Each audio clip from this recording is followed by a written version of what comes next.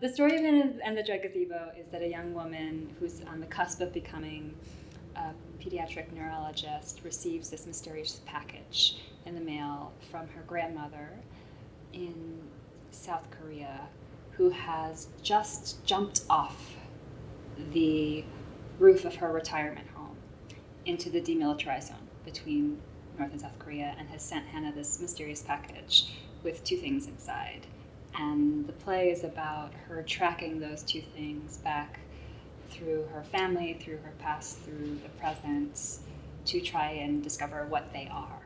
Yeah, I think the play is about a lot of things. One of them is this common immigrant experience of feeling split between two cultures, and what is it that we give up in order to become successful in the new life that we choose for ourselves.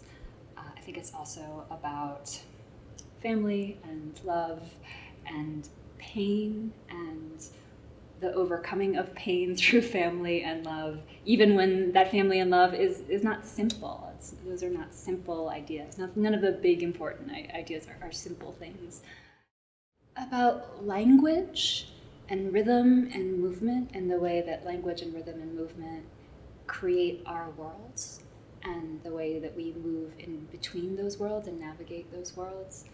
And it's also about mystery, mystery of all kinds: concrete mystery, divine mystery, familial mystery, and what the search to figure out what is behind or under those mysteries can and cannot uncover. Too many plays that I go to see, they feel the same.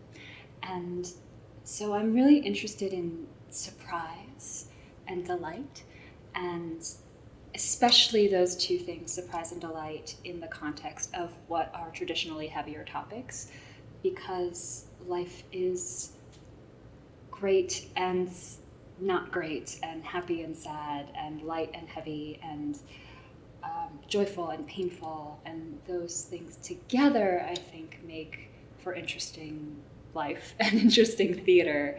So I'm very, very, very invested in the idea of comedy as a doorway into talking about big ideas and sometimes hard ideas. And I just would always rather see a play that is somewhat funny than a play that is not. I'm really fascinated by rhythm and the way that rhythm, we see this in music all the time, unlocks unconscious things. So there's something about writing rhythm and language in that way that can bring us to some place surprising. And when I write, I'm happiest when I've followed a rhythm to a place that I would never have expected, rather than sort of intellectualizing or outlining. I always want to arrive somewhere new. That's the hope. We just sit there being like, please, somewhere new. When I go to the theater, I want to be moved, and that can mean a lot of different things, but it just means that my insides, I hope, feel a little bit different when I leave than when I came in.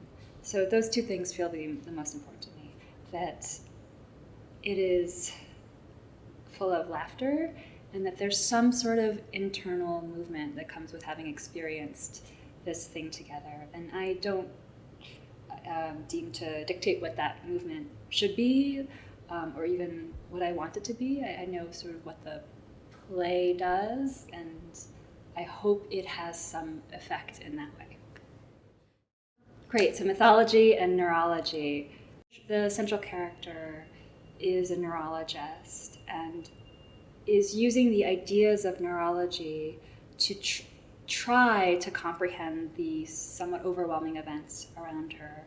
And I think the play is interested in, to what extent is that possible, and to what extent does the scientific understanding of life fall short of some mystery, and that's where the mythological aspect of the play comes in.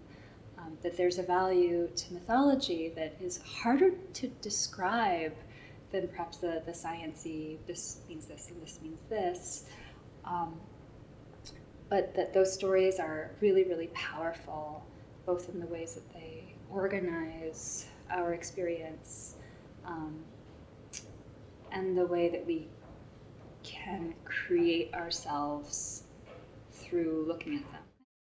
I think mythology is the scale that I'm interested in.